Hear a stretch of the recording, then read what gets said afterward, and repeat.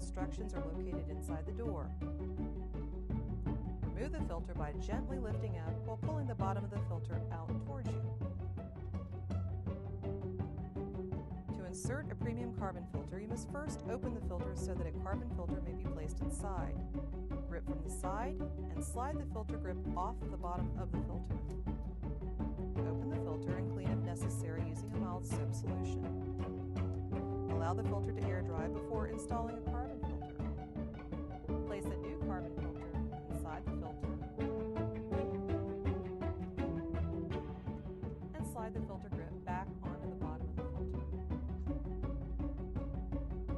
If the tab in the frame prevents the filter grip from sliding into place, the grip is not in the correct position. Remove the grip and slide it in the other direction.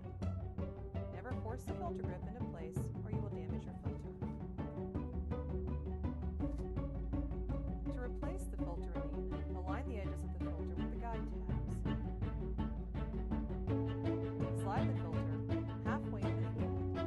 Then, tilt the top of the filter towards you and gently slide the bottom into place. Close the front cover.